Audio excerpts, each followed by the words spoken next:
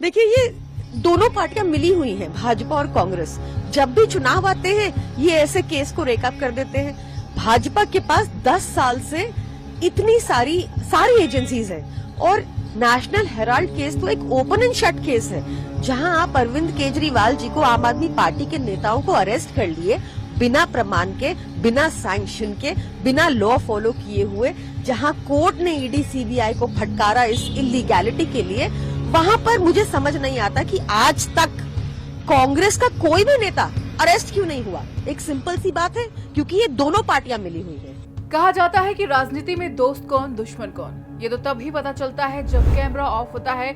लेकिन आज camera on है और निशाना भी ऑन पॉइंट है। जी हाँ, आम आदमी पार्टी की फायर ब्रांड प्रवक्ता प्रियंका कक्कड़ ने नेशनल हेराल्ड केस पर एक ऐसा बयान दिया है जिससे कांग्रेस की परेशानियों पर बल पड़ सकता है और बीजेपी के चेहरे पर मुस्कान भी।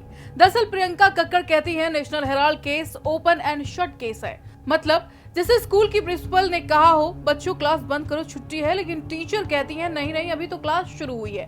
प्रियंका यही नहीं रुकी, उन्होंने कहा कि बीजेपी और कांग्रेस बस चुनावी कुश्ती लड़ते हैं पर बैक स्टेज पर एक साथ बिरयानी खाते हैं। राजनीति का असली फार्मूला ही यही है, एक पार्टी कहती है तुम चोर हो, दूसरी कहती है तुम भ्रष्ट हो, और फिर कैमरा ऑफ होते ही चलो यार चाय पीने वाला सीन होता है।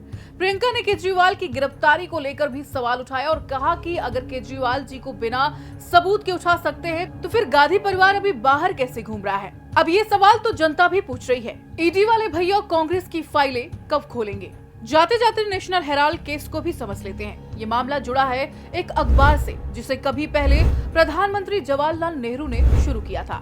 आरोप है कि इस अखबार की संपत्ति का गलत इस्तेमाल किया गया। इस मामले में कांग्रेस सांसद राहुल गांधी और उनकी मां सोनिया गांधी समेत कई कांग्रेस नेता जांच के दायरे में है।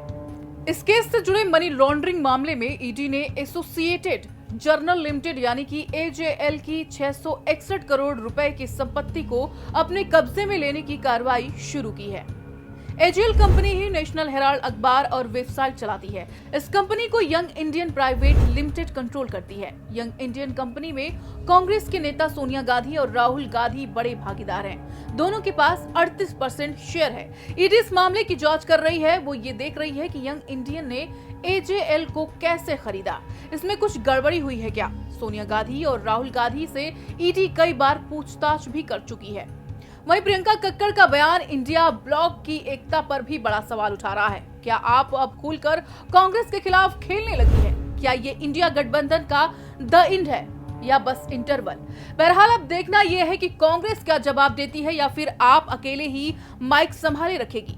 पॉपकॉर्न तैयार रखिए, अगला एपिसोड पॉलिटिकल थ्रिलर का हो सकता है। वैसे आपको क्या लगता है, क्या सच में कांग्रेस और बीजेपी मिले हैं या बस हवाबाजी है? कमेंट में बताइए, वीडियो को लाइक करिए और शेयर करिए, और हाँ, हमारे चैनल दस्तक टाइम्स को सब्सक्राइब करना बिल्कुल ना भूलिए।